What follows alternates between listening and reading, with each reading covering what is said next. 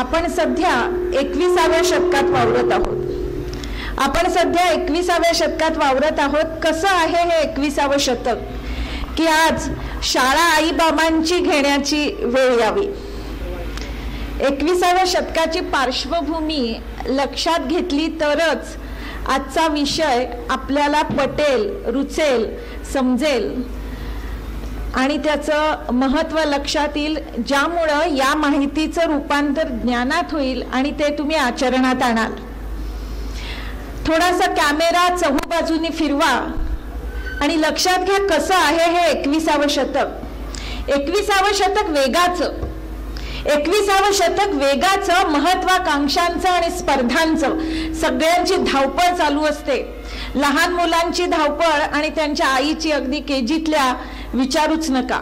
सकाळीपासून रात्रीपर्यंत हा क्लास, तो क्लास, शाळा, ती माऊली बिचारी अष्टभुजेसारखी वॉटर बॅग, डब्बा, ही ट्युशन, ती ट्युशन, त्याचं साहित्य, अशी धावपळ करत असते. त्या मुलाची धावपळ तर आत्ताच्या एखाद्या एक्झिक्युटिव्ह पेक्षा जास्ती असते. तर 21वं शतक वेगाचं, महत्वाकांक्षांचं. प्रत्येक आई बापांना वाटत असतं मेरा बेटा बडा नाम करेगा, बडा काम करेगा, आणि हे सगळं त्याच्याकडून करून घ्यायचं असतं. ह्या महत्वाकांक्षा या सगळ्या मागे असतात. आणि म्हणूनच म्हटलं 21वं शतक वेगाचं, महत्वाकांक्षांचं, स्पर्धांचं आणि म्हणूनच तणावग्रस्ततेचं, औदासिन्याचं आणि वैफल्याचं. 21वं शतक मोबाईल इंटरनेटचं. 21वं शतक मोबाईल इंटरनेटचं, जग जवळ येण्याचं. आमच्या वेळेला, मी जेव्हा हॉस्टेलला राहायला गेले त्यावेळेला पत्र लिहिणं हा एकच उपाय होता आणि फोन तर ऑपरेटर तो ट्रंकॉल लावायला लागायचा. आणि मुलं जर दूर असतील किंवा आता मला समजा हे करायचं तर मी सुखरूप पोचले हे सांगा म्हणून बेंबीच्या देठापासून ओरडून सांगायला लागायचं. आत्ता माझी 25 वर्षाची मुलगी आहे, ती तिच्या कामाच्या निमित्तानं 15 देशात फिरून आली आतापर्यंत. मला काही कधी वाटलं नाही की ती माझ्या जवळ नाही, कारण रोज रात्री फोन येतो. 21वं शतक मोबाईल इंटरनेटचं. 21वं शतक मोबाईल इंटरनेटचं, जग जवळ येण्याचं, पण माणसं दूर जाण्याचं, माणसांच्या गर्दीतही एकटं एकटं भासण्याचं. माणसं जवळ असतात. टीव्ही समोरचं कुटुंब बघा, ती माणसं जवळ असतात पण त्यांच्या जवळीक असतेच असं नाही. त्यापेक्षा सिरियल मधल्या माणसांशी त्यांची जवळीक जास्ती जमलेली असते. तेव्हा जवळ असतात पण जवळीक नसते. सायबर कॅफेतली मुलं बघा, एकत्र असतात पण एकटी.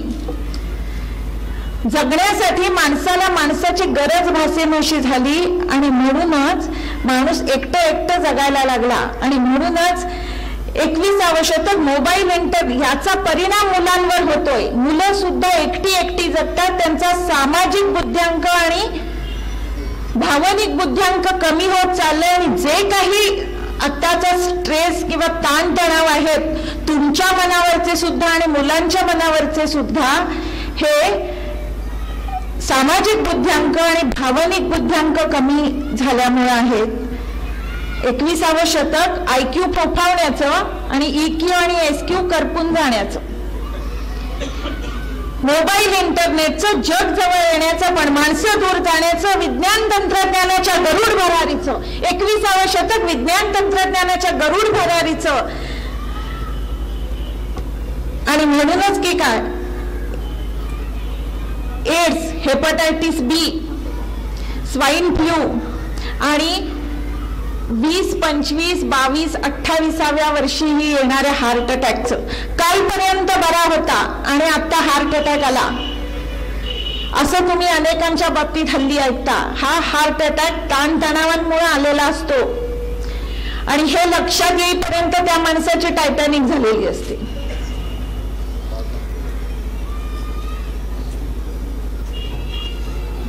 वर्षाचा वेंगुर्ल्याचा मुलगा, त्याचे शिक्षक आई वडील होते, त्याला MBBS नंतर जनरल सर्जरीला MS ला ऍडमिशन मिळाली आणि ते पार्टी चालली होती आणि ह्या मुलाला 23 वर्षाचा असेल, नुकता MBBS झालेला ऍडमिशन मिळाली होती.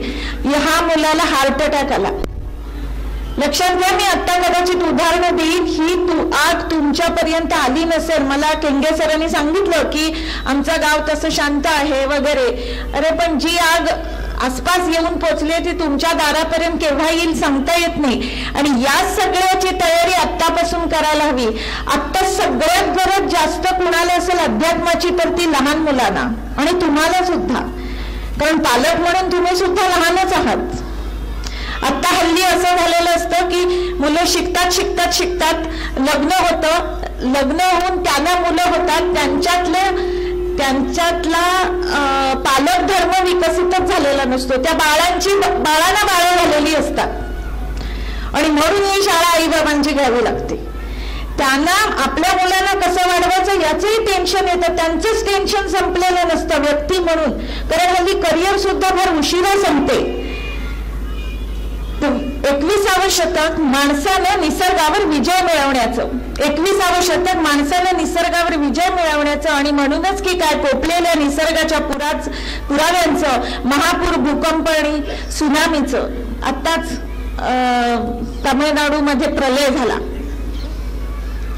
पुण्या मुंबईला मी गेले, मी मुंबईला क्लिनिक माझं होतं आणि खरं सांगते मी बेळगाव शांत आणि हिरवं आहे, पण मी मुंबईला जायची, मला संध्याकाळपर्यंत अक्षरशः मी थकून जायची. कारण साधं गणित आहे की माणूस कार्बन डायऑक्साईड शोषतो आणि सोडतो आणि झाडं तो शोषून ऑक्सिजन देतात. इथे ऑक्सिजन मिळालं, थोड्या दिवसांनी ऑक्सिजनचे सिलेंडर बिस्लरीच्या पाण्यासारखे घेऊन फिरायला लागेल. मुलांच्या मनावर आणि मेंदूवर याचा परिणाम होत नाही का? 21सावं शतक न्यूक्लिअर फॅमिलीचं, 21सावं शतक न्यूक्लिअर फॅमिलीचं, इन 3 माणसं घरात असण्याचं आणि एकत्र कुटुंब पद्धती लयाला जाण्याचं, आकाशाला गवसणी घालणाऱ्या मुलांचं, 21सावं शतक आकाशाला गवसणी घालणाऱ्या मुलांचं आणि 10च वर्षात बदलणाऱ्या पिढीचं, स्वस्थ झालेल्या यशाचं, 21सावं शतक स्वस्थ झालेल्या यशाचं आणि महाग झालेल्या कौतुकाचं, 21सावं शतक स्वस्त झालेल्या यशाचं आणि महाग झालेल्या कौतुकाचं. मला सांगा, जे जे तुम्ही आयुष्यात करता ते भले काही असू दे, तुम्हाला पहिला नंबर मिळवावासा वाटतो, तुमच्या मुलांनी पहिला नंबर मिळवावासा वाटतो, तुम्हाला छान मोठी गाडी घ्यावीशी वाटते किंवा बंगला बांधावासा वाटतो, चांगले कपडे, नवीन फॅशनची साडी, दागदागिने, काहीही, हे सगळं कशासाठी असतं? कशासाठी?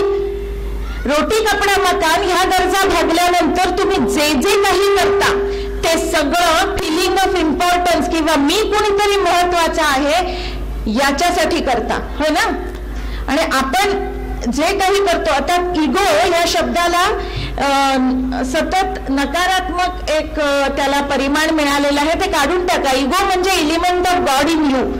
नर का नारायण करावा माणसानं, म्हणून प्रत्येक माणसामध्ये देवाने आपला अंश पेरलेला आहे तो इगो. की माणसाला वाटतं, माकडाला नाही वाटत, किंवा एखादी वाघीण नाही म्हणत माझे पट्टे किती छान आहेत आणि 10 वाघ माझ्या मागे लागलेत, असं वाघिणीला वाटत नाही. पण आपल्याला वाटतं की मी सुंदर दिसावं. एखादी वाघीण नाही सांगणार की माझा बच्चू 10 ससे मारतो. मला मात्र सांगावंसं वाटतं की माझ्या मुलींना नॅशनल लेवलची 2-2 गोल्ड मेडल्स आहेत, राष्ट्रपती पुरस्कार मिळालाय, पंतप्रधानचे, हे मला सांगावंसं वाटतं, कारण मी माणूस आहे. आणि जर हे सगळं काय आहे, हे कौतुक आहे. हे सगळं काय आहे? तुम्ही जे जे काही करता ते सगळं कौतुकासाठी करता, प्रशंसेसाठी. आणि मला सांगा, तुम्ही मुलांना किती कौतुक देता? प्रत्येक मुलाला तुम्ही सांगता, प्रत्येक आई सांगते, तो बघ त्यानं 96% मार्क मिळवले, 96 कमीच झाले, 99 मिळाले आणि मेल्या तुला 96च मिळाले म्हणून. अरे तुम्ही मुलांनी सगळं करावं ही तुमची अपेक्षा असते आणि आपण कौतुक करतो का मुलांचं? जर आठवून बघा, तुम्ही खरं म्हणजे त्यांच्यावर प्राणापेक्षा प्रेम करता. मग माणसाची जी मूलभूत गरज आहे कौतुकाची, ती तुम्ही तुमच्या मुलाला देता का? ते खतपाणी आहे त्याच्यासाठी, त्याच्या एकंदर विकासासाठी ते खतपाणी आहे. तुम्ही त्याची आत्मप्रतिमा किंवा त्याचं प्रोग्रामिंगच बिघडवून टाकत असता की मी नालायक आहे, मला 98 मिळवता येत नाहीत, मला 96च मिळतात. आणि मग त्याला वैफल्य येतं म्हणून नंतर बोंब मारता. कशासाठी? तुमच्या नवऱ्यानं जर म्हटलं की भरल्या वांग्याची भाजी शेजारीन जास्त चांगली करते, तर तुम्ही त्याचं भरीत कराल की नाही? मग हा नियम मुलांना का अप्लाय होत नाही? हाच नियम मुलांना अप्लाय करा ना. याच्याऐवजी नवरा जेव्हा म्हणतो तुझ्यासारखी सुगरण कोणी नाही आणि कमी मीठ पडलं तरी ते कौतुकानं खातो, त्यावेळेला तुम्हाला पुन्हा अरे बापरे माझं मीठ कमी पडलं होतं, त्यावेळेला तुम्ही अधिक चांगली भाजी पुढच्या वेळेला किती बाई माझा गुणाचा नवरा म्हणून करायला लागता. मग हाच नियम मुलांना का नाही? तुमचं मूल सुद्धा जेव्हा तुम्ही त्याच्याकडे जे आहे, त्याच्याकडे काय नाही याच्यापेक्षा त्याच्याकडे जे आहे त्याला सतत सांगता, त्यावेळेला माझ्याकडे काहीतरी आहे ही भावना वाढीला लागते आणि ते तो वाढवायला लागतो. सगळ्यात मोठी राक्षसीन तुलना आहे. तुमच्या नवऱ्याची सुद्धा तुम्ही तुलना दुसऱ्याशी करून बघा, काय करतो बघा. मग हे मुलांच्या बाबतीत का नाही? तेव्हा आजपासून जे काही कराल ते करा. प्रत्येक मूल एकमेवा द्वितीय आहे. एका मुलासारखं जगात दुसरं खरंच कोणी नाही. त्या वरच्या डिझाईन मधनं एकासारखा दुसरा पीसच बनवलेला नाही. तर कशासाठी तुलना करायची? हे एकच जरी आजपासून केलं की प्रत्येक स्वीकार प्रत्येक न्यूनाचा, म्हणजे त्या मुलामध्ये जे काही हे असेल, दोष असेल किंवा काय, ते कुणाला सांगणार बिचार? तुम्ही एवढे मोठे वाढलेत की तुम्हाला मुलं झाले, तुम्हाला नाही दोष एखादा सांगितला तर तो शुगर पेटून तुम्ही नवऱ्याला सांगाल की नाही? किंवा बायकोंना नवऱ्याला असं सांगावंसं वाटतं की बाबा जे काही सांगायचं ते सांगा, तुम्ही रागावता, हे सुद्धा तू जरा शुगर कोटेड करून सांग ना म्हणजे माझा राग कमी होईल. मग हे मुलांच्या बाबतीत काय होणे? तर स्वीकार प्रत्येक न्यूनाचा, त्याच्यात जे जे कमी आहे त्याचा स्वीकार करा, म्हणजे ते न्यून कमी करण्याच्या उपायाला तुम्ही लागाल. आणि कृतज्ञता प्रत्येक असण्याची, जे जे त्याच्या त्या मुलामध्ये आहे त्याच्याबद्दल कृतज्ञता व्यक्त करायला त्याला शिकवा. काहीतरी आहे, त्याला चालता तरी येतं, त्याला बोलता तरी येतं, जे काही आहे त्याबद्दल कृतज्ञता व्यक्त करायला शिकवा आणि तुम्ही त्याचं कौतुक करा. ते कौतुकानं मोहरून जाईल आणि मग मेरा बेटा बडा नाम करेगा, बडा काम करेगा. तर 21वे शतक स्वस्त झालेल्या यशाचं, हल्ली वाटेल तेवढे मार्क पडतात, क्लासेस आहेत, सगळं आहे, पण महाग झालेल्या कौतुकाचं. माझा भाऊ 1987 साली अमेरिकेला गेला, तर तुमच्या गावासारखंच माझं गाव आहे. शाळेमध्ये सत्कार, पेपरमध्ये बातमी, हल्ली कुणाला कशाचं काय. गल्लीतले 10 जण अमेरिकेला गेलेले असतात, तर कुणाला कौतुक राहिलं नाही. आणि लक्षात घ्या, कौतुक नाही राहिलं हे किती वाईट आहे. पण मुलांना हल्ली काय झालं, एखादी गोष्ट मिळाली तर मिळाल्याचं सुख नाही, पण न मिळाल्याचं दुःख असतं. तर 21वे शतक पालकांच्या मुलांकडून जबरदस्त अपेक्षा असण्याचं. 21वे शतक पालकांच्या मुलांकडून जबरदस्त अपेक्षा असण्याचं. आणि मग होतं काय, पालक हात धुवून मुलांच्या मागे लागतात, हा क्लास तो क्लास, झालं 12वी, इंजिनिअरिंग, मेडिकल, अमुक तमुक, फॉरेनला गेला. आणि नंतर मग तो फोन करत नाही. अरे तुम्हीच तसं त्याला शिकवलं, तुम्हीच त्याला तसं शिकवलं, तुम्हीच त्याच्या डोक्यात घातलं की हे फक्त मिळवणं म्हणजेच सगळं काही. हे कुणी शिकवलं? तुम्हीच त्याला शिकवलं. पालकांच्या मुलांकडून जबरदस्त अपेक्षा असण्याचं आणि पालकांचा केवळ शिडी म्हणून वापर करणाऱ्या मुलांचं. नंतर नाही बोंबलायचं, आत्तापासून कामाला लागायचं. मग शिक्षणाच्या अवाढव्य पसाऱ्याचं, 21वे शतक शिक्षणाच्या अवाढव्य पसाऱ्याचं आणि जगण्याचं मूळ हेतूच शिकून घ्यावा लागण्याचं. सगळ्यांची धावपळ चाललेली असते, पण काय कशासाठी करतोय तेच माहित नाही. आणि मग असे हार्ट अटॅक येतात हवे तेव्हा, म्हणजे 27व्या वर्षी, 35व्या वर्षी. आणि हल्ली कसं लिहिलेलं असतं की याचा अचानक हृदयघातानं मृत्यू आणि त्याच्या मागे त्याची पत्नी, 2 मुलं आणि आई वडील आहेत, आजी आजोबा आहेत. अरे तुम्हीच त्याला उर फुटेपर्यंत पळायला लावता. कशासाठी? मुलांना नेमकं काय शिकवायचं हे मी सांगणार आहे, पण मुलांना आधी स्वतःवर खुश राहायला, स्वतःवर प्रेम करायला शिकवा आणि तुम्ही सुद्धा तुमच्यातल्या मुलावर प्रेम करा, तर तुम्ही चांगले पालक व्हाल. 21वे शतक राजासारख्या सुखसोयी सर्वसामान्यांना मिळण्याचं, 21वे शतक राजासारख्या सुखसोयी सर्वसामान्यांना मिळण्याचं, आणि तरीही शेजाऱ्याच्या दारातलं गवत अधिक सुंदर भासण्याचं, शेजाऱ्याची बायको शेजाऱ्याचं पोरग अधिक स्मार्ट वाटण्याचं. 21वे शतक मुबलक वारेमाप संधींचं, 21वे शतक मुबलक वारेमाप संधींचं आणि संधीची निवडच कठीण होऊन जाण्याचं. हल्ली कोर्सेस, आमच्या वेळेला 3 इंजिनिअरिंगच्या ब्रांचेस होत्या, आता 52 झालेल्या आहेत आणि माझं भाषण संपेपर्यंत 55 झालेले असतील कॉम्बिनेशन करून. चकाकतेत सोनं समजणाऱ्या कलियुगाचं, 21वे शतक चकाकतेत सोनं समजणाऱ्या कलियुगाचं आणि भोळ्या गुणवंतांचा निभाव न लागण्याचं. काही मुलं खूप हुशार असतात, ते पालकांच्या सगळ्या अपेक्षा पूर्ण करतात, 98% मार्क मिळवतात, कुठली तरी डिग्री घेतात आणि नंतर ह्या व्यवहारी आणि भ्रष्टाचारानं भरलेल्या जगामध्ये त्यांचा निभाव लागत नाही. माझ्याकडे एक मुलगा आला होता, तो IIT मध्ये इंजिनियर झाला, IIM मध्ये त्यानं MBA ची डिग्री घेतली आणि 28 वर्षाचा मुलगा घरात बसलेला आहे, कारण नोकरीमध्ये त्याचा निभाव लागला नाही, कारण त्याला काही येत नव्हतं अशातला भाग नाही, तिथलं पॉलिटिक्स सहन झालं नाही. नाशिकच्या एका मुलीनं ऑर्गनायझेशन पॉलिटिक्सचा बळी ठरली, तिनं आत्महत्या केली. मग या मुलांना टफ बनवण्याचं काम कुणाचं? आपलंच ना. की बाकी काही झालं तरी चालेल, त्यांचा EQ आणि SQ वाढवा, सामाजिक बुद्ध्यांक आणि भावनिक बुद्ध्यांक वाढवण्याची गरज आहे, आणि हे काम तुमच्याशिवाय कुणी कुठलाही क्लास करू शकत नाही. बाकी सगळं तुम्ही क्लासेसना घालून कराल, हे सगळं करण्याची गरज असते. नुकताच माझ्याकडे एक मुलगा आला होता, नवोदयमध्ये त्याला काय ती नवोदय शाळेमध्ये त्याला ऍडमिशन मिळाली होती, 8वीतला. ही अगदी आत्ताची गोष्ट आहे, 1 महिना झाला फक्त. आणि तर तिथे तो हॉस्टेलवर राहायचा, तिथे मुलांनी त्याला त्रास दिला.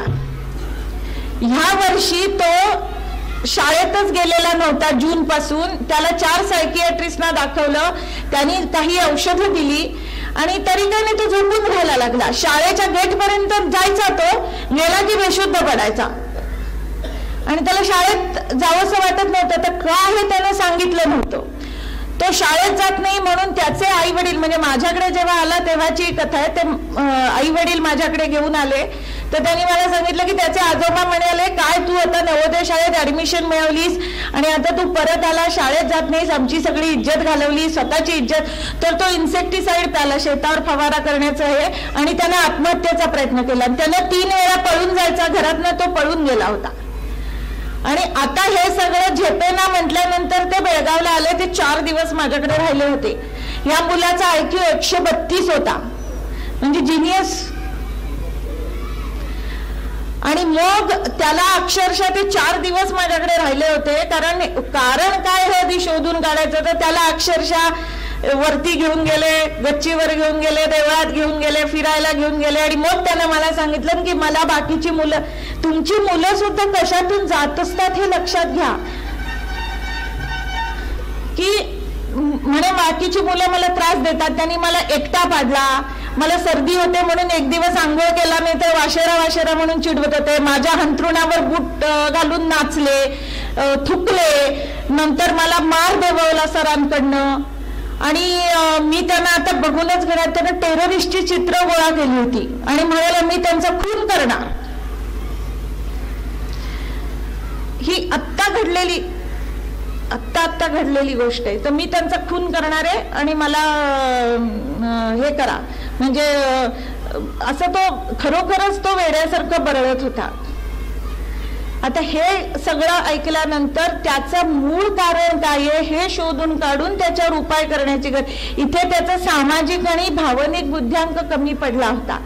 त्या मुलांशी कशी टक्कर द्यायची हे त्याला कळत नव्हतं आणि ते त्याला समजून सांगण्याची गरज होती. तर आता मानसशास्त्राचा विकास इतका झालाय की जीवनात विहार करताना विकास कसा साधायचा आणि तरी झालेच विकार तर कोणत्या विचाराने त्याच्यावर मात करायची यासाठी मानसशास्त्र सज्ज झालंय. फक्त आपल्याला माहित नाहीये की यासाठी आपण काहीतरी करायचं असतं. तुमचा हे तुम्हाला ताप आला तर तुम्ही डॉक्टरकडे जाता. मग संताप आला तर काय झालं, का नाही जायचं? गळून ठुसठुसलं, निचरा करून घेता, फोडून घेता, काहीतरी हे करून घेता. मन ठुसठुसायला लागलं तर बायकोचं का ऐकून घेत नाही? किंवा मुलाला त्याचं मन ठसठसत असतं तेव्हा त्या मुलाला का वाटत नाही की तुम्हाला सांगावं सगळं? तितका मोकळेपणा तुम्ही त्याला देता का? काय सांगायचे? हल्ली इतकी हे असतं की काय सांगायची बिशा दे पोराची की मला गणित समजत नाहीये. ते तसंच नुसतं सकाळी उठतं ते हा क्लास तो क्लास, बोलायला फुरसत नाही. या सगळ्यामुळे मुलानं, मी म्हणते, घाण केली, हगून चड्डीत घाण केली तरी सुद्धा त्यानं ती तुम्हाला येऊन सांगायला हवी. जे काही असेल ते इतकी जवळीक त्या मुलाशी तुम्ही तुमची असते, तुमचं प्रेम असतं, पण ती जवळीक तुम्ही निर्माण करून ठेवली आहे का की तो काही त्याला होऊ दे तो तुम्हाला येऊन सांगेल? ते न सांगितल्यामुळं ह्या समस्या होतात निर्माण.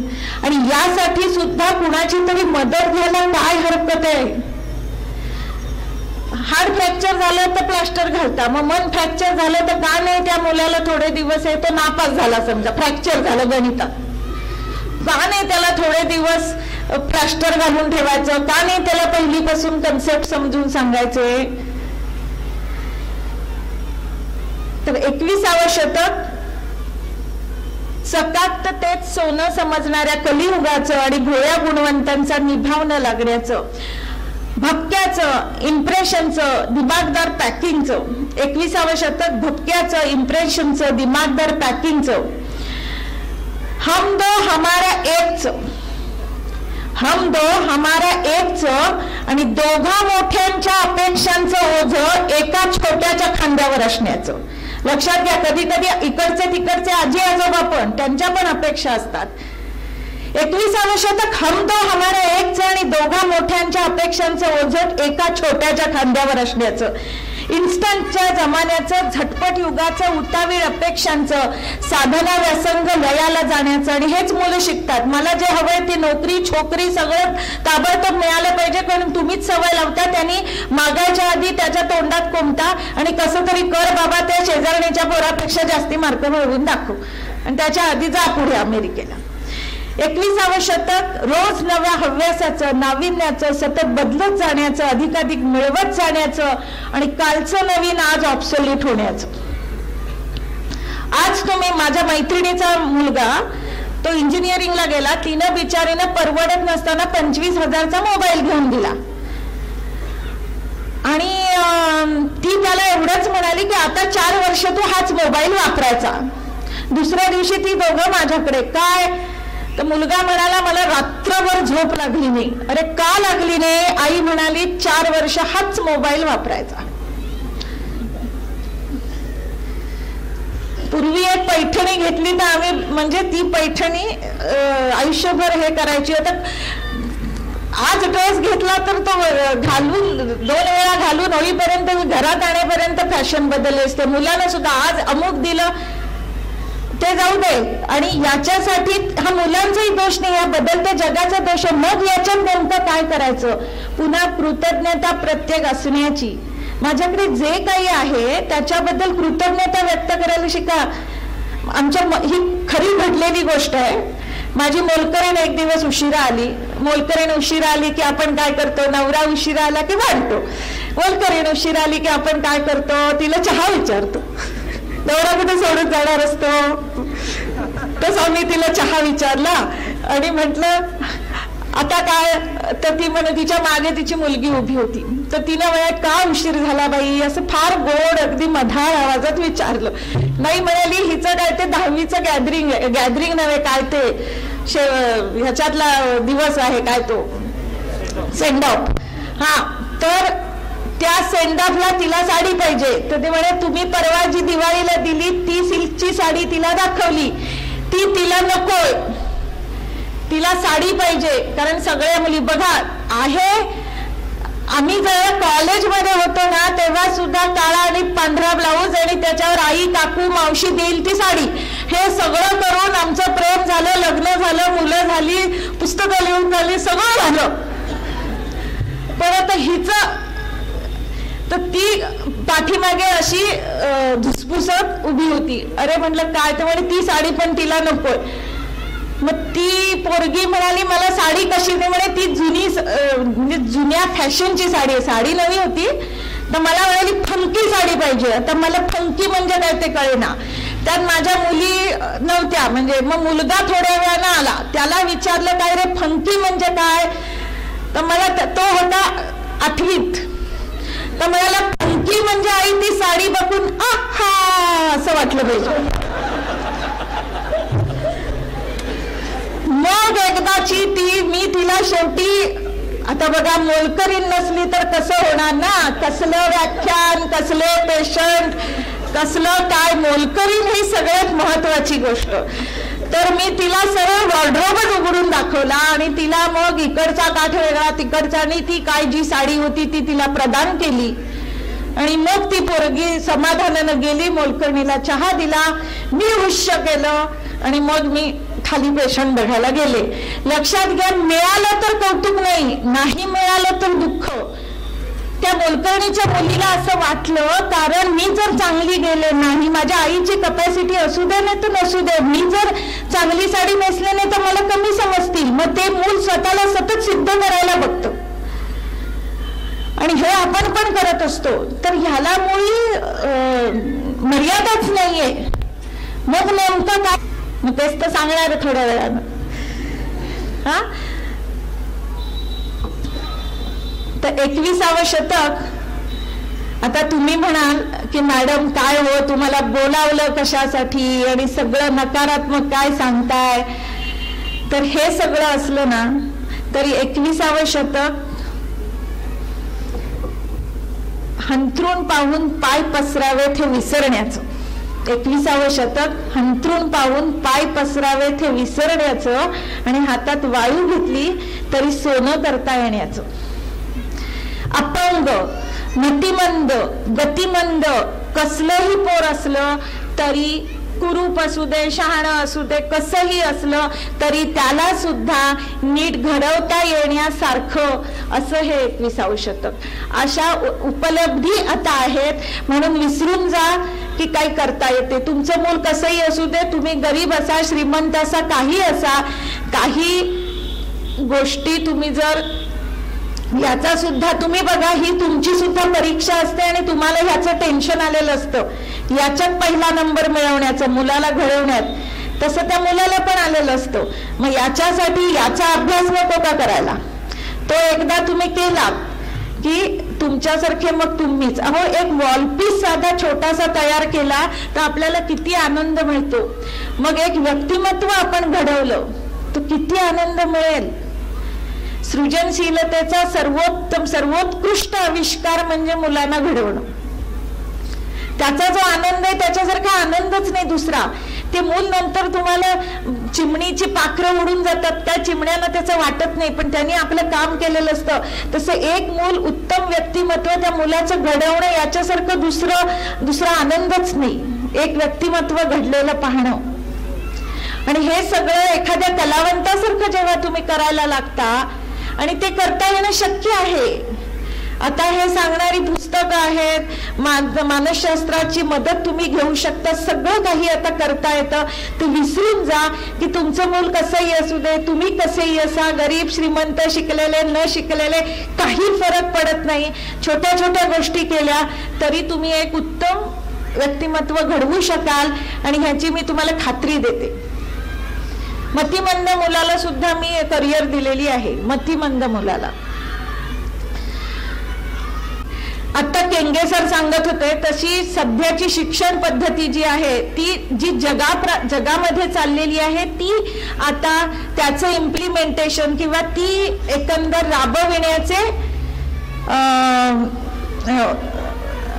राबविली जात आहे वेगवेगळ्या शाळांतून.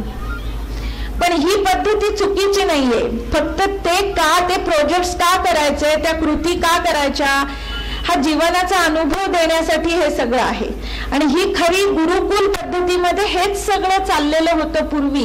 आत्ता जे याच्या आधी चाललेलं होतं ना, ती ब्रिटिशांची पद्धत होती. ब्रिटिशांनी भारतीयांनी आपल्या मेंदूचा वापर करावा अशी त्यांची इच्छाच नव्हती. आणि म्हणून त्यांनी 3R म्हणजे रीडिंग, रायटिंग, अरिथमेटिक एवढं तयार करणारे लोक त्यांना हवे होते आणि ते त्यांनी तयार केली. ती पद्धती आपण गेली 55 वर्ष जवळजवळ तीच पद्धती आपण वापरत आलो. आता कुठे शिक्षण तज्ञांना पुन्हा जुनी गुरुकुल पद्धती करावीशी वाटली की जिथे प्रत्यक्ष अनुभव दिला जायचा. तर तुम्हाला जे काही एकंदर मुलांचे प्रोजेक्ट्स असतील आणि काय असेल तर त्याच्यातलं तथ्य आणि सत्य लक्षात घ्या. हे कशासाठी चाललंय आणि ते त्या मुलांना शिकवण्याचं, कारण तुम्ही मॅच्युअर आहात. बऱ्याच वेळेला हे प्रोजेक्ट्स आईबाबाच करून देतात, कुणाकडून तरी करून घेतले जातात. ते मुलांनी का करावे नाही, ते नुसते रात्रभर जागून करायचे एकदाचे आणि रतीब टाकायचा शाळेमध्ये, असं केलं जातं. हे न करता त्याच्यातलं तथ्य लक्षात घ्या आणि मुलांना त्याच्यातूनच मुलं खरं शिकतील. एक लक्षात घ्या की education is capacity to solve the problems of life. फक्त पुस्तकी विद्या म्हणजे एज्युकेशन नव्हे. एज्युकेशन इज कॅपॅसिटी टू, ही मी केलेली व्याख्या नव्हे, ही तज्ञांनी केलेली व्याख्या आहे. Education is capacity to solve the problems of life. जीवनातील समस्या सोडवता येणं म्हणजे शिक्षण.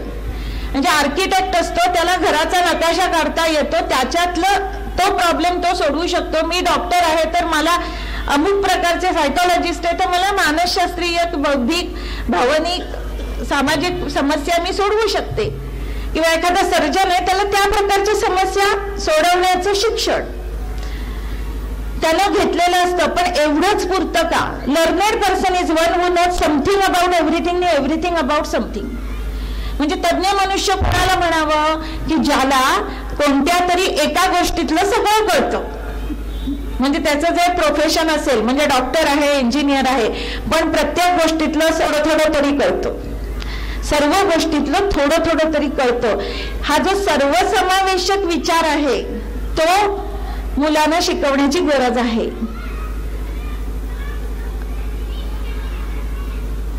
पूर्वी हॉरिझॉन्टल म्हणजे ऑलराऊंडर ची गरज होती. आता त्या ऑलराऊंडर कीची गरज नाही. एकच काहीतरी घेऊन त्याच्यात उंच जाण्याचे दिवस आहेत. तेव्हा तुम्ही उंच कशात जायचं हे शोधायचंय. पण एकंदर म्हणजे तुमचा सामाजिक बुद्ध्यांक, भावनिक बुद्ध्यांक, इतर अनेक गोष्टी ह्या सगळ्या शिकल्या नाहीत तर तुमच्या त्या नुसतं तुम्हाला काहीतरी तुम्ही इंजिनियर झाला, डॉक्टर झाला, याचा काय उपयोग आहे? नुसत्या शिक्षणाचा काय उपयोग आहे जर तुम्हाला व्यवहार ज्ञान नसेल? व्यवहार ज्ञान, शहाणपण असे शब्द कुठलेही वापरा, पण हे म्हणजेच भावनिक बुद्ध्यांक आणि सामाजिक बुद्ध्यांक. आमच्या तिथे भाजी मार्केट आहे तर मी भाजी तरी स्वतः जाऊन आणायचा असा प्रयत्न करते. तर मी एकदा भाजी घ्यायला गेले होते. तिथे एक बाई, जसं चांभाराला सगळे चप्पलच दिसते की नाही तसं मला कुठेही गेले की सायकोलॉजिस्ट दिसते.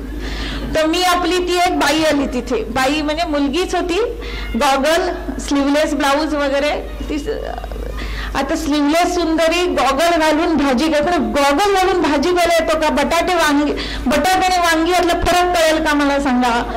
पण ती गॉगल घालून भाजी घ्यायला आली होती दुपारी. आता ती भाजी घ्यायला आली ती अशा दिमाखात की मी आपली बिचारी बाजूलाच सरकले आणि भाजीवालीच्या मागे जाऊन उभे राहिले. ती भाजीवालीला म्हणाली काय ते भाजीवाली तिला म्हणाली काय ते तिनं मागितलं. भाजीवाली तिला म्हणाली काय ग बाई तुम्ही ते काय BA का MA म्हणतात ते हाय बाई. ती खुश झाली, म्हणाली काय ग तू कसं ओळखलंस? नाही म्हणाली तुम्ही खाली टमाटर आणि वरती बटाटा घेतलत ना तवाच मी ओळखलं.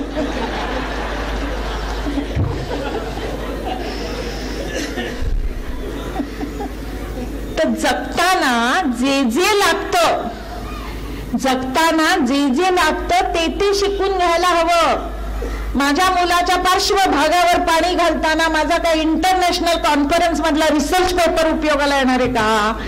मला तिथे नीट धुवायलाच आलं पाहिजे, आणि जर मला धुवायला आली नाही तर मी तिथे नालायक आहे आई म्हणून. पण हे मुलांना सुद्धा शिकवायला पाहिजे ना. भांडीवाली आली नाही म्हणून ब्लड प्रेशर वाढवून घेणाऱ्या मी बायका बघितल्या आहेत. म्हणजे तुमच्या जीवनात जर तुम्हाला भांडी घासायला, मी परवा माझी मुलगी आयव्ही लीग युनिव्हर्सिटीला गेली, ती MBA साठी अमेरिकेत गेली. एक मुलगी डॉक्टर आहे, दुसरी ह्याला गेली. तर मी तिची 1.5 महिना स्वयंपाकासकट सगळ्या गोष्टींची ट्युशन घेतली. 1.5 महिना ती घरी येऊन राहिली होती, म्हणजे अमेरिकेला जाण्यापूर्वी. आणि हे सगळं तिला शिकवलं म्हणून ती तिथे सुखानं आता नांदतेय. ती युनिव्हर्सिटीमध्ये ऍडमिशन मिळवणं कठीण होतं. ही रँक होल्डर आहे, 93% मार्क तिला इंजिनिअरिंगच्या फायनल इयरला मिळाले. ती युनिव्हर्सिटी रँक होल्डर आहे, 15 देशात जाऊन आलेली आहे आपल्या कामानिमित्त. तिला राष्ट्रपती पुरस्कार आहे. अरे हे सगळं असलं तरी एका ह्याच्यामध्येच जाऊन आनंदाने राहता यावं यासाठी तिला उरलेल्या अनेक गोष्टी शिकवण्याची गरज होती, आणि त्या मी तिला शिकवल्या. तेव्हा ह्या सगळ्या यशाचा उपयोग.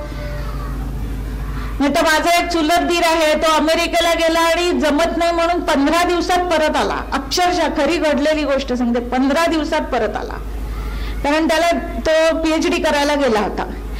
शिक्षण संपेपर्यंत सगळे कौतुकच झाली होती, नंतर ह्याला गेल्यानंतर झेपलं नाही.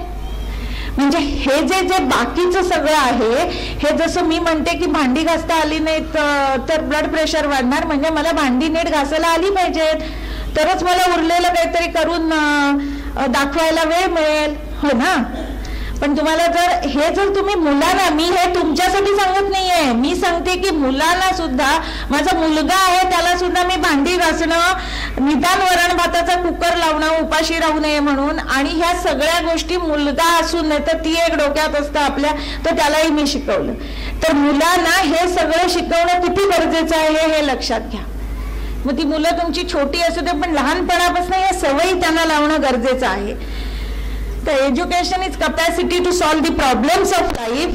मग सगळे प्रॉब्लेम, कुठल्याही प्रॉब्लेम मध्ये जर तुम्ही एक प्रकारची क्रिएटिव्हिटी दाखवली, क्रिएटिव्हिटी ही काही फक्त कला वस्तू निर्माण करण्यामध्ये नसते, कुठलाही प्रॉब्लेम सोडवण्यामध्ये. आणखीन एक सांगते की माणसाच्या मध्ये आणि माकडामध्ये फरक काय, माकड आणि माणूस याच्यात फरक काय. एक लक्षात घ्या की माणसाचे जर जीन्स बघितले, माणसाचे जर जीन्स बघितले तर 60% जीन्स हे एकपेशीय अमेबा प्राण्यासारखे असतात. 38.4 म्हणजे 38.4 उरलेल्या 40% माकडाचे असतात, आणि फक्त 1.6 हे माणसाचे असतात. लक्षात घ्या की आपल्या सगळ्या म्हणजे मोदीच्या शरीरात आणि आपल्या शरीरातल्या पेशींमध्ये काही फरक नाही. या पेशी त्यांना अन्न म्हणजे आवश्यक ते, मॅकडोनाल्ड वगैरे असं काही त्या पेशी मागत नाहीत. ओके, आवश्यक ते अन्न, पाणी, ऑक्सिजन, मलमूत्र विसर्जन आणि आवश्यक ती विश्रांती एवढं मिळालं की त्या पेशी संतोष पावतात. आता हा जो संतोष आहे तो तुमच्या, मोदीच्या, माझ्या, कुणाच्या पेशींमध्ये काहीही फरक नाही. म्हणजे 60% अमिबाच्या पेशी सगळ्यांच्या सारख्याच असतात. आता नंतर आलं माकड, तर माकडाला काय लागतं, माकडाची जनुक किंवा जीन्स असतात, तर त्याला काय लागतं, तर त्याला कळपातली सुरक्षितता लागते, त्याच्यानंतर कळप, कुटुंब हे त्याला लागतं, आणि एकंदर सुरक्षितता लागतात, 4 माणसं लागतात जीवाभावाची, हे माकडा लागतं. माकडं कळप करून राहतात, तर त्याला सुरक्षितता लागते, आणि अन्न, वस्त्र, निवारा लागतो. आता आता राहिला माणूस, म्हणजे ह्या सगळ्या गरजा सुद्धा अन्न वस्त्र निवारा, म्हणजे आलिशान महाल असं वगैरे काही नाही. त्याला अन्न वस्त्र निवारा लागतो. वस्त्र म्हणजे डिझायनर साडी नव्हे किंवा याचा रेमंडचा सूट नव्हे, जे काही हे करणे इतकं तर तेवढंच लागतं.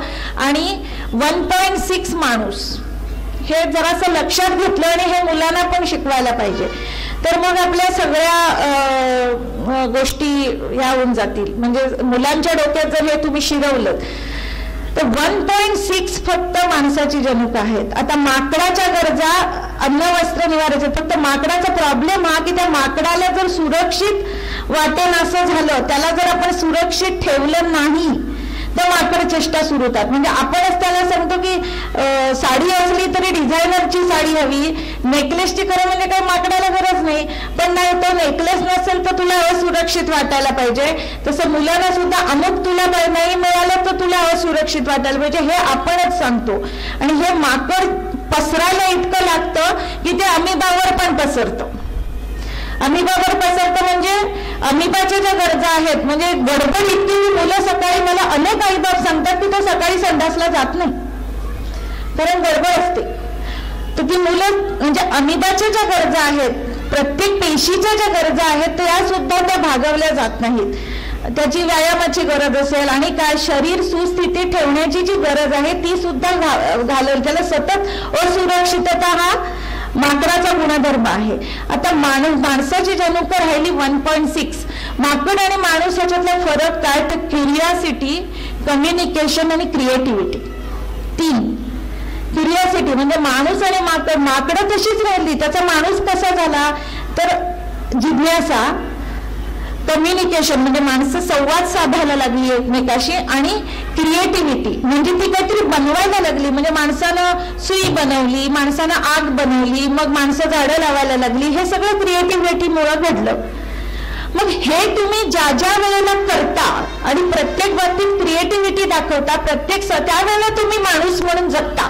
नाही तर तुम्ही फक्त माकड चेष्टा करता आणि माकड माणसावर पण पसरतं आणि इकडे अमिबावर पण पसरायला लागतं आणि सतत मग असुरक्षित वाटत राहतं. माणूस म्हणून जगायला मुलांना शिकवा आणि तुम्ही स्वतः आधी त्यासाठी जगायला लागा. तुम्ही जसं वागता तशी मुलं वागतात. तर कुठलीही मुलांना हे शिकवा. मी मगाशी सांगितलं की मुलांना काय शिकवा की त्यांच्याकडे जे जे काही आहे त्याच्याबद्दल कृतज्ञता, जे जे काही आहे.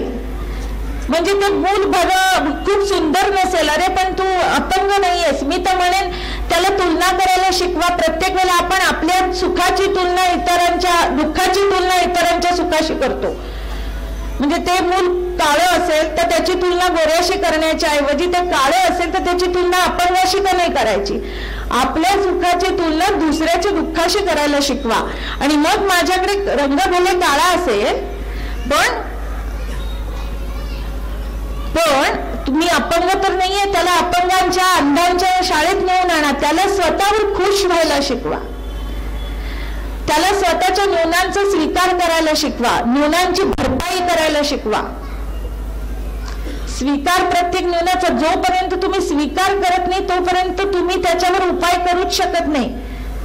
हिमालयावर थंडी आहे याचा तुम्ही स्वीकार करता, त्याच वेळेला तुम्ही जर म्हणालात हिमालयावर थंडी का, तर तुम्ही मानस सरोवराच्या यात्रेला जायचे. तुम्ही थंडीचा स्वीकार केला नाही तर तुम्ही त्याच्यावर उपाय करणार कसा. तुम्ही म्हणाल थंडी का असं म्हणाल आणि तसेच जाल आणि मराल तरी किंवा जाणारच नाही. निमोनिया येऊन मराल नाही तर जाणार नाही. म्हणजे काही उपयोग झाला नाही त्याचा. का म्हणायचं नाही, उलट स्वीकारायचं म्हणजे बिनतक्रार मान्य करायचं. जेव्हा तुम्ही एखादं नेऊन बिनतक्रार मान्य करता त्यावेळेला तुम्ही उपाय की हिमालयावर थंडी आहे आणि मला तरी तिथे जायचे, तर मग तुम्ही काय कराल. तुम्ही स्वाल, स्वेटर, विक्स वेपर, कोरड्या गोळ्या हे सगळं घेऊन जाल. मग यात्रा पण सुखाची होईल आणि तुम्ही यात्रेचा आनंद पण लुटाल, यात्रा सुखाची होईल आणि तुम्हाला काही त्रास होणार नाही. हे मुलांना शिकवण्याची गरज आहे की तुझ्यामध्ये जे जे कमी आहे, जे जे कमी आहे त्याच्यावर त्याचा स्वीकार करायचा आणि त्याच्यावर उपाय करायचा. जे टाळणे अशक्य ते शक्ती ते सहाय्या. म्हणजे जे मला बदलता येण्यासारखं नाही त्याचा स्वीकार करण्याचे धैर्य दे, जे बदलता येण्यासारखं आहे त्याचं बदलण्याचं सामर्थ्य दे, आणि या दोन्ही मधला फरक समजून घेण्याचा शहाणपणा दे. हे तुम्ही मुलांना शिकवण्याची गरज आहे. मग मूल एखादं समजा काळं असेल तर काय करता येईल, एखादी मुलगी काळी असेल तर ती काय तर फार तर कपडे फिक्या रंगाचे घालील किंवा फेअर अँड लवली चोपडेल किंवा आणि काहीतरी करेल, आणि ती म्हणजे हे उपाय झाले. पण आधी स्वीकार करायला हवं की ठीक आहे, काळं असले तरी हरकत नाही, मी हातीपायी धड आहे, मी हुशार आहे, किंवा मला ड्रॉइंग येतं किंवा अमुक काहीतरी. म्हणजे कृतज्ञता असेल तर त्याला स्वीकार करता येतो. पण हे कुणी शिकवायचं, तुम्ही शिकवायला पाहिजे की बाबा तुझ्याकडे हे आहे. त्या मुलांना समजत नाही, हे तुझ्याकडे आहे म्हणून तू ह्याचा स्वीकार कर. हे देवाने तुला कमी दिलेलं असलं तरी त्याच्यातलं बदलता येत असेल तर बदलायचं, आणि बदलता येत नसेल तर स्वीकारायचं. समजा ते बदलता येणारच नाही, आता समजा काळा रंग आहे तर दुसऱ्या कुठल्या तरी बाबतीत उजेड पाडून दाखवा ना, हे त्याला शिकवा. काय कठीण आहे याच्यात, काही कठीण नाही. माझी उंची समजा कमी आहे, माझी खरोखरच कमी आहे, मला वाटणार की आता ऐश्वर्या राय सारखी उंची असावी, पण काय करणार, मी फार तर हाय हील्स घालू शकते किंवा कुठल्या तरी बाबतीतली माझी उंची वाढवू शकते. इतकं साधं सोपं गणित आहे. बदलता येतं ते बदलायचं, ते बदलता येत नाही ते स्वीकारायचं, आणि ह्या बाबतीत नाही तर त्या बाबतीत व्यक्तिमत्वाची भरपाई करायला शिकवा मुलांना.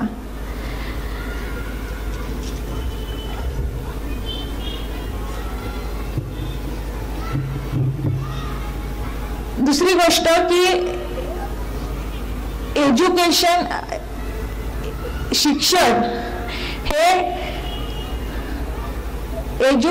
हे त्याची क्षमता आणि त्याची आवड यानुसार त्याला शिक्षण द्यायला हवं. पण एक बेसिक शिक्षण जे आहे, बेसिक म्हणजे 10वी पर्यंत, ते मात्र घ्यावंच लागतं सर्व विषयांचं. ते सुद्धा आता 10वीची परीक्षा बोर्डाची असणार नाहीये, 11वीची परीक्षा बोर्डाची असणार आहे. म्हणजे तो त्याला हव्या त्या विषयांमध्ये पुढे जाऊ शकतो. मग एखाद्या मुलाला जर एखादा विषय जमत नसेल तर त्याला पुन्हा काय करायला पाहिजे, त्याचं ब्रेन प्रोग्रामिंग. त्याला नसेल जमत, नाही जमत तर काय करणार, तरी सुद्धा बाबा तुला अत्यावश्यक आहे तेवढं तरी तू कर. आणि हे कुणी शिकवायचं.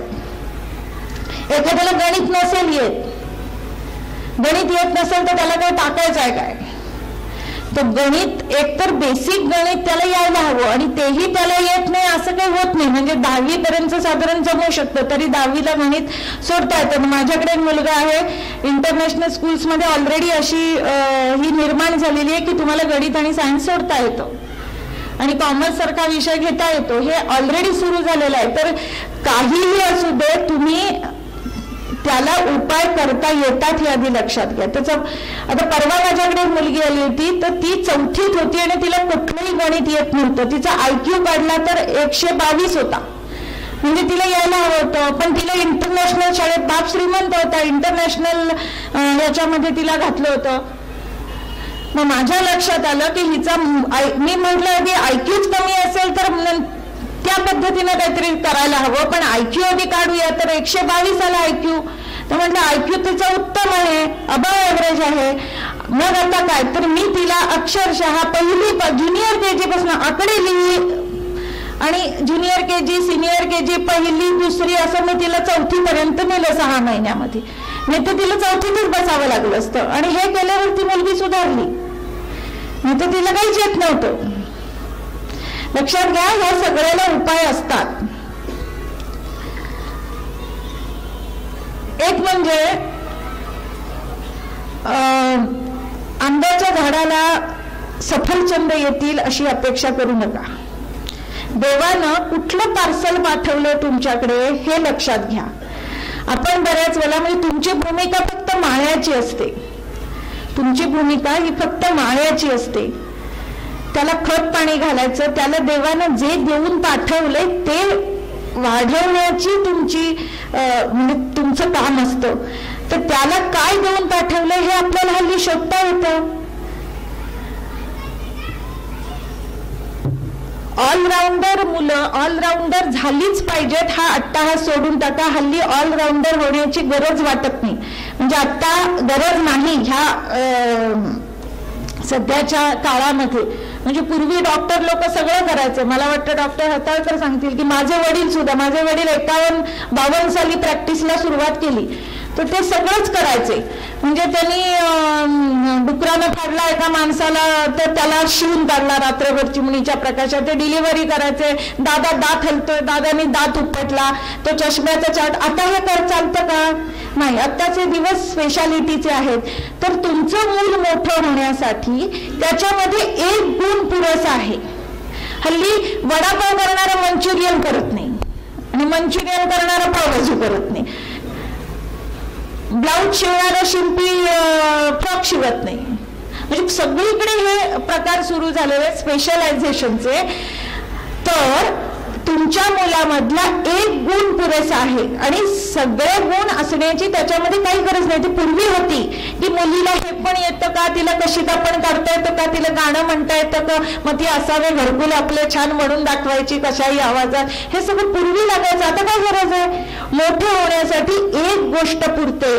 मग तुमच्या मुलामध्ये ते एक काय आहे? दुसरी गोष्ट, तुमचा मुलगा कोण बनणार तुमच्या हातात नाही, तुम्ही कोण बनणार ते. आता मी जर म्हटलं मला लता मंगेशकर व्हायचंय, शक्य आहे का? मी आपली लता मंगेशकरून शेवटी करायचं काय? तर बाबा प्रसिद्धी किंवा काय ते. तर माझा मुलगा एकदा म्हणाला तू अंगाई फार छान म्हणतेस आणि तू तिथे आशा भोसलेची मुलाखत ऋतू हिरवावर चालू होती. तर म्हणाला बघ तू गाणी छान म्हणतेस म्हणजे त्याला म्हणणार नाही तर तू म्हणजे तुझी अशी मुलाखत होईल. तर माझी मुलाखत झाली पण ती लेखिका म्हणून झाली. तर मला काय येतं? मला लिहायला येतं. ते मला देवानं देऊन पाठवलंय. मग माझ्यामध्ये तो गुण आहे आणि तो वाढीला लावणं माझ्या हातात नाही. मी कोण होणार? तुम्ही मुलाला कोण इंजिनियर बनवणार आहे आणि हे बनवणार आहे? आपल्या प्रत्येकाच्या डोक्यामध्ये बुद्धिमत्तेचा एक कॉम्बो असतो. एक कॉम्बो देऊन देवानं तुम्हाला पाठवलेलं असतं. ते जीन्स, त्यांची सरमिसळ, आजीचे थोडे, आजोबाचे थोडे, त्यांचे मागचे काय झालं ते आपल्याला काही माहित नाही. लाखो स्पर्म्स असतात आणि हे ते काही माहित नाही. तर ते मूल काय घेऊन जन्माला आले आपल्याला माहित नाही. आपण असे का झालो हे आपल्याला माहित नाही. तर ठीक आहे, काय आहे ते फक्त ओळखणं. आणि प्रत्येक क्षेत्राला एका कॉम्बिनेशनची गरज असते. मी छोटस उदाहरण देते. एक उदाहरण देते की सिव्हिल इंजिनियर आहे, त्याला 3 डायमेन्शनल किंवा त्रिमिती ज्ञान हवं. त्याला मॅथमॅटिक्स आलं पाहिजे, त्याला फिजिक्स आलं पाहिजे, त्रिमिती ज्ञानाची गरज आहे हे सिव्हिल इंजिनियरला. पण आर्किटेक्ट आहे, त्याला त्याच्यात आर्टिस्टिक इंटेलिजन्सची गरज आहे की नाही? म्हणजे त्या कॉम्बिनेशनची गरज आहे. असं प्रत्येक क्षेत्राला एकेका कॉम्बिनेशनची गरज असते. मग आता मोठा होण्यासाठी तुमचा मुलगा हिरो व्हावा असं तुम्हाला वाटतं की नाही? मग त्यासाठी काय करायला पाहिजे? तुमच्या मुलामध्ये कोणत्या बुद्धिमत्तेचं कॉम्बिनेशन आहे किंवा कॉम्बो काय देऊन पाठवलाय देवानं तो ओळखायचा आणि त्याच्याशी क्षेत्र मॅच करायचं की तो हिरो व्हायलाच पाहिजे. त्या ह्याच्यामध्ये तो मोठा व्हायलाच पाहिजे. सगळ्या मोठ्या झालेल्या म्हणजे जे काही शिकागो युनिव्हर्सिटीमध्ये असा रिसर्च केला गेला, 120 अगदी आपापल्या क्षेत्रात मोठ्या झालेल्या म्हणजे त्याच्यामध्ये ऑलिम्पिक मधले खेळाडू होते किंवा म्युझिशियन्स होते, म्हणजे संगीतामधले जे हिरो झालेले होते त्या क्षेत्रात, तर अशा 120 लोकांचा त्या युनिव्हर्सिटीमध्ये अभ्यास केला गेला आणि त्यांच्या पालकांनी नेमकं काय केलं याचाही अभ्यास केला गेला. तर त्यांच्यावर कशा प्रकारे तर त्या पालकांनी फक्त आपल्या मुलामध्ये आता ह्या एका विषयावर मी 1.5 तास बोलू शकते म्हणून मी ते आता सांगत नाही, पण त्यातला सेंट्रल पॉइंट हा की त्या मुलामध्ये ती जी झलक आहे ती दिसता, पहिला फ्लॅश दिसला त्या बुद्धिमत्तेचा, त्या क्षणी त्या पालकांनी जीव ओतून त्याला खतपाणी घालायला सुरुवात केली.